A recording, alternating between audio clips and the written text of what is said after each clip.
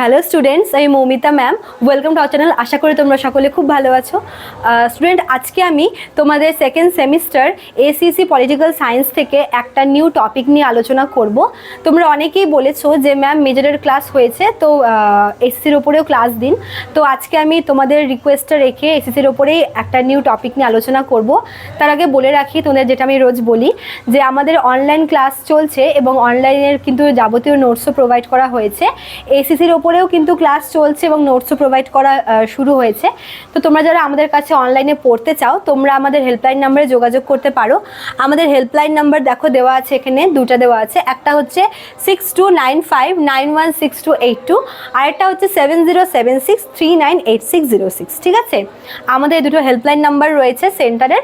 তোমরা যে কোনো একটা নাম্বারে যোগাযোগ করে আমাদের সঙ্গে অনলাইনে যুক্ত হয়ে যেও। ঠিক আছে, এবং আমাদের কোর্স ফি খুবই সামান্য রাখা হয়েছে, অনলি 999।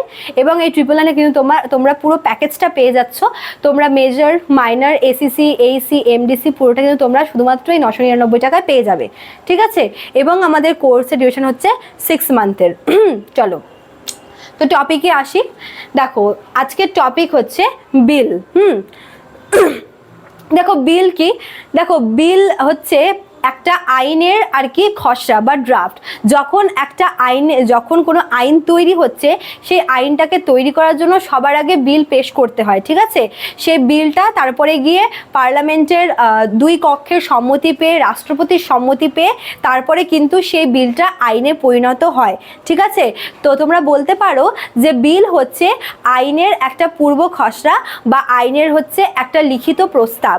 ঠিক আছে, আচ্ছা দেখো, পার্লামেন্টে 5 প্রকারের বিলের কথা বলা রয়েছে।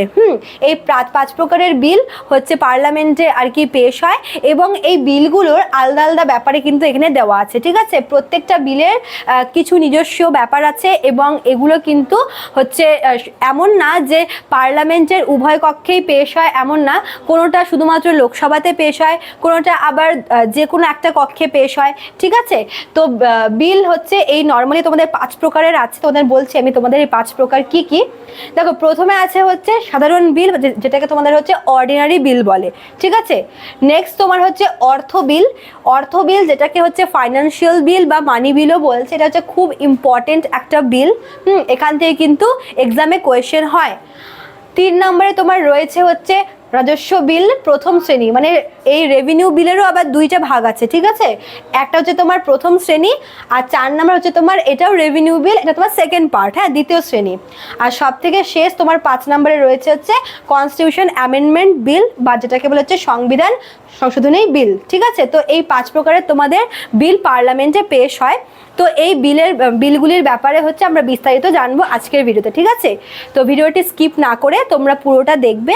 আশা করি তোমাদের ভিডিওটি হেল্পফুল হবে। দেখো, প্রথমে রয়েছে হচ্ছে সাধারণ বিল বা অর্ডিনারি বিল।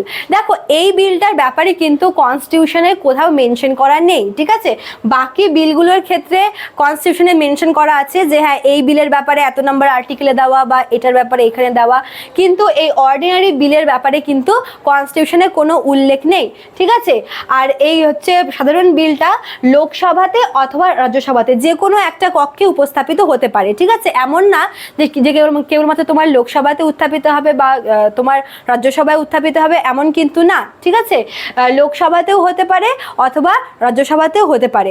এইবার দেখো, তোমাদেরকে আমি প্রসেসটা বলছি।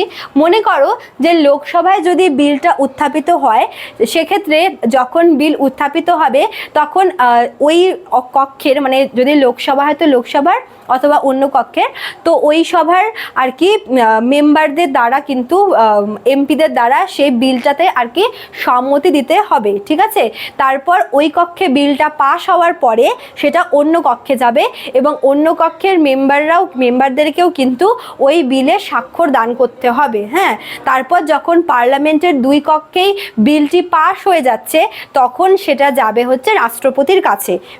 এবং রাষ্ট্রপতি কিন্তু সেই বিলটার ক্ষেত্রে তিনটে জিনিস করতে পারে। এক হয় তিনি নিজের কাছে রেখে দিতে পারেন অনির্দিষ্টকালের জন্য, অথবা তিনি স্বাক্ষর দিতে পারেন, মানে তিনি হ্যাঁ করতে পারেন সেই বিলটা, এবং হয় তিনি সেটাকে পুরোপুরি রিজেক্ট করতে পারেন। ঠিক আছে, রাষ্ট্রপতি যদি কোনো একটা বিলকে রিজেক্ট করে তবে সেই বিলটা কিন্তু আবার হচ্ছে ওই পার্লামেন্টে ফিরে যায় এবং আবার নতুন করে কিন্তু সেই বিলটাকে পেশ করতে হয়। ঠিক আছে, রাষ্ট্রপতির এই তিনটা ক্ষমতা আছে।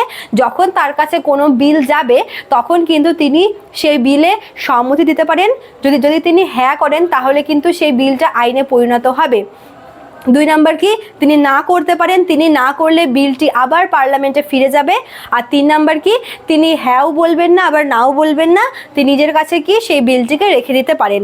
এভাবে রাখতে রাখতে মানে ম্যাক্সিমাম 6 মাস তিনি নিজের কাছে আর কি বিলটা রেখে দিতে পারেন। ঠিক আছে, এইবার দেখো, যখন এই অর্ডিনারি বিলটা পেশ করা হবে, বিল পেশ করার আগে সবার আগে কি করতে হবে, রাষ্ট্রপতির কাছে পারমিশন নিতে হবে। ঠিক আছে, পার্লামেন্টের যখন আর কি এই বিলটা পেশ করা হচ্ছে অর্ডিনারি বিল, তখন সবার ফার্স্টে রাষ্ট্রপতির কাছ থেকে পারমিশন নিয়ে তারপরে হচ্ছে বিলটাকে পেশ করতে হবে। এবার সেই পেশ করা বিলটা যখন ওই কক্ষের মেম্বারদের দ্বারা আর কি সম্মতি আর কি পাবে এবং তারপর সেটা অপর কক্ষে যাবে। ঠিক আছে, এবং অপর কক্ষের মেম্বারদেরকেও সেই বিলে আর কি সাইন করতে হবে। তারপর যখন 2 কক্ষের মেম্বাররা তাতে সাইন করবে, যখন পার্লামেন্টের কর্তৃক যখন বিলটি আর কি পাস হবে তখন সেটা যাবে কোথায়, রাষ্ট্রপতির কাছে। এবং রাষ্ট্রপতি কি করবে, তাতে তিনি হয় স্বাক্ষর দেবেন, না হয় তিনি রিজেক্ট করবেন, আর না হয় তিনি নিজের কাছে রেখে দেবেন। ঠিক আছে, আচ্ছা এবার দেখো, এই যে সাধারণ বিলটা আছে এক্ষেত্রে কিন্তু মনে করো যে এই বিল নিয়ে যদি পার্লামেন্টের 2 কক্ষের মধ্যে যদি বিবাদ লাগে তবে কিন্তু কোনো যৌথ অধিবেশন আয়োজনের ব্যাপার থাকে না। মনে করো যে এরকম হয় যে কিছু কিছু বিল এমন রয়েছে যে মনে করো যে যেই কক্ষে সেই বিলটাকে উত্থাপন করা হলো ওই কক্ষ এবং অপর কক্ষের মধ্যে ওই বিল নিয়ে বিতর্ক লেগে যায়। ঠিক আছে, এবং সেই বিতর্কটাকে নিষ্পত্তি করার জন্য রাষ্ট্রপতি কি করে, একটি জয়েন্ট সেশন ডাকে। ঠিক আছে, বাট এই যে অর্ডিনারি বিলটা রয়েছে এই বিল নিয়ে যদি কোনো রকমের কোনো বিবাদ লেগে থাকে 2 কক্ষের মধ্যে তাহলে কিন্তু জয়েন্ট সেশন ডাকার কোনো ব্যাপার নেই, অ্যাটলিস্ট এই বিলের ক্ষেত্রে কিন্তু নেই। বুঝতে পেরেছ? তো অর্ডিনারি বিলটা কি, এই বিল লোকসভাতে অথবা রাজ্যসভাতে যে কোনো একটা কক্ষে পেশ করলেই হবে। আর পেশ করার আগে অবশ্যই রাষ্ট্রপতির থেকে পারমিশন নিতে হবে। তারপর যখন পার্লামেন্টের উভয় কক্ষ দ্বারা জিনিসটা আর কি বিলটা আর কি পাশ হয়ে যখন রাষ্ট্রপতির কাছে যায় তখন তিনি বিলটা রাখতেও পারেন, আবার ফেরত দিতে পারেন, অথবা তাতে সাইন করতে পারেন। আর রাষ্ট্রপতি একবার সাইন করলে সেই বিলটা কিন্তু আইনে পরিণত হবে। বুঝতে পেরেছো আশা করি। তারপর দেখো অর্থ বিল বা মানি বিল বা ফাইন্যান্সিয়াল বিলও বলে। এই অর্থ বিলের ব্যাপারে কিন্তু কনস্টিটিউশনে দেওয়া আছে 110 নম্বর আর্টিকেল। ঠিক আছে, আর্টিকেল 110-এ এই মানি বিলের ব্যাপারে দেওয়া আছে। এখানে কিছু কিছু পয়েন্ট তোমাদের জানতে হবে, যেমন অর্থ বিল শুধুমাত্র কিন্তু লোকসভাতেই পেশ করা যায়। ঠিক আছে, মানে রাজ্যসভায় এই বিল পেশ হয় না, অর্থ বিল শুধুমাত্র লোকসভাতেই পেশ করা যায়। এবং এই অর্থ বিল পেশ করার আগেও কিন্তু রাষ্ট্রপতির পারমিশনটা নিতে হয়। অর্ডিনারি বিলও যেরকম নিতে হয়েছিল ঠিক তেমনই মানি বিল যখন লোকসভায় পেশ করা হবে তার আগে কিন্তু রাষ্ট্রপতির কাছে পারমিশন নিতে হয়। এবার মনে করো যে লোকসভায় যখন বিলটা পেশ করা হলো, লোকসভায় পাশ হয়ে যাওয়ার পর সেটা যাবে কোথায়, রাজ্যসভাতে। তারপর রাজ্যসভায় যদি সেটাকে আর কি না করে অনুমোদন, তখন কিন্তু এমন না যে বিলটা হচ্ছে তোমার ক্যান্সেল হয়ে যাবে, কেননা রাজ্যসভা যে সম্মতি দেবেই এমন কোনো ব্যাপার না। ঠিক আছে, এবার মনে করো যখন আর কি পার্লামেন্টে হচ্ছে বিলটা পাশ হয়ে যখন সেটা রাষ্ট্রপতির কাছে যাবে, রাষ্ট্রপতি কিন্তু এই মানি বিলের স্বাক্ষর দান করতে বাধ্য। যেরকম আগের বিলটার ক্ষেত্রে কি বলেছিলাম, রাষ্ট্রপতি রিজেক্ট করতে পারে, রাখতেও পারে, আবার হচ্ছে ফেরত মানে হ্যাঁও করতে পারে। কিন্তু মানি বিলের ক্ষেত্রে তিনি না রিজেক্ট করতে পারবেন আর না তিনি নিজেকে রাখতে পারবেন। মানি বিলে কিন্তু রাষ্ট্রপতি হচ্ছে সম্মতি দেন। ঠিক আছে, আর একটা কথা সেটা হচ্ছে অর্থ বিল নিয়ে যদি হচ্ছে পার্লামেন্টের 2 কক্ষের মধ্যে বিরোধ বাঁধে তবে কিন্তু জয়েন্ট সেশন ডাকতে হবে। এটা বলা আছে যে মানি বিলের ক্ষেত্রে জয়েন্ট সেশনটা ডাকা উচিত। বুঝতে পেরেছ? তারপর দেখো রেভিনিউ বিল বা রাজস্ব বিলের প্রথম যে শ্রেণীটা, ঠিক আছে, এটার ব্যাপারে দেওয়া আছে 117-এর 1 নম্বর আর্টিকেলে, ঠিক আছে। আর এই রাজস্ব বিলটাও কিন্তু শুধুমাত্র লোকসভাতেই উত্থাপিত হতে পারে, ঠিক আছে। মানে রেভিনিউ বিলের যে প্রথম যে পার্টটা, প্রথম শ্রেণীটা কিন্তু শুধুমাত্র লোকসভাতেই পাশ হয়, হ্যাঁ। আর এই বিলটা পাশ করার আগে হচ্ছে রাষ্ট্রপতির পারমিশন নিতে লাগে অবশ্যই, কিন্তু যদি রাষ্ট্রপতি পারমিশন নাও দেয় তবুও কিন্তু এই বিলটা পেশ করা যায়। এটা একটু আলাদা বাকি দুটোর থেকে, ঠিক আছে, আগে দুটোর থেকে এটা আলাদা এখানেই যে রাষ্ট্রপতির কাছ থেকে পারমিশন নিতে হবে আগে থেকে, বাট যদি উনি পারমিশন না দেন তবুও কিন্তু বিলটা পেশ করা যাবে। আর এই বিল শুধুমাত্র লোকসভাতেই পেশ হয়। এবার সেমভাবে যখন আর কি দুই কক্ষের দ্বারা সম্মতি পেয়ে যখন রাষ্ট্রপতির কাছে যাবে, তখন রাষ্ট্রপতি এই বিলের ক্ষেত্রে কি করতে পারে, তিনি নিজের কাছে রাখতেও পারেন, আবার ফেরত দিতে পারেন, আবার হচ্ছে সম্মতি দিতে পারেন, ঠিক আছে। তারপর দেখো সেকেন্ড পার্টটা, রেভিনিউ বিলের সেকেন্ড পার্টটা, এটাও সেম আর্টিকেলে দেওয়া আছে, কিন্তু এটা যেরকম হচ্ছে মানে এটারে আর কি 1 নম্বর ইয়েতে উপধারায়, আর এটা তোমার হচ্ছে 3 নম্বর উপধারাতে বলা আছে, ঠিক আছে। আর এই যে সেকেন্ড পার্টটা রয়েছে রেভিনিউ বিলের, এটাও কিন্তু লোকসভাতে বা রাজ্যসভাতে যে কোনো একটা কক্ষে আর কি উত্থাপিত হতে পারে। আর এই বিলটার ক্ষেত্রেও কিন্তু রাষ্ট্রপতির কাছ থেকে পারমিশন নিতে লাগে ঠিকই, কিন্তু উনি পারমিশন না দিলেও কিন্তু এই বিলটা পেশ করা যায়। এবং যখন পার্লামেন্টের উভয় কক্ষের দ্বারা আর কি প্রস্তাবিত হয়ে যখন আর কি রাষ্ট্রপতির কাছে যাবে, তখন রাষ্ট্রপতি কিন্তু এই বিলের ক্ষেত্রেও সেম জিনিস করতে পারে, অর্থাৎ তিনি নিজের কাছে রাখতেও পারেন, ফেরত দিতে পারেন, আবার হ্যাঁও করতে পারেন, ঠিক আছে। অ্যান্ড লাস্ট আর খুবই ইম্পর্টেন্ট দেখো, সেটা হচ্ছে কনস্টিটিউশন অ্যামেন্ডমেন্ট বিল। এটার ব্যাপারে দেওয়া আছে কনস্টিটিউশনের 368 নাম্বার আর্টিকেলে, ঠিক আছে।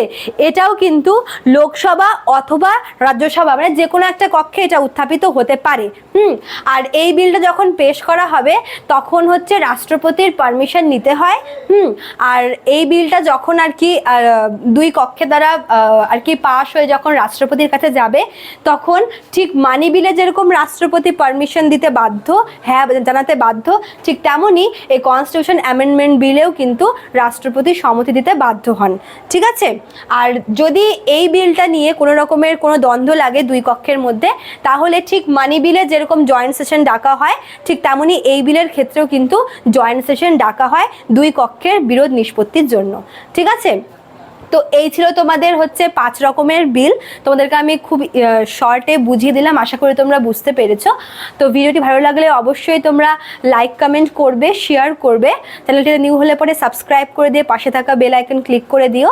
আমি তোমাদের নেক্সট ক্লাসে আরও নিউ টপিক নিয়ে আলোচনা করব। তো থ্যাংক ইউ, দেখা হচ্ছে নিউ ক্লাসে।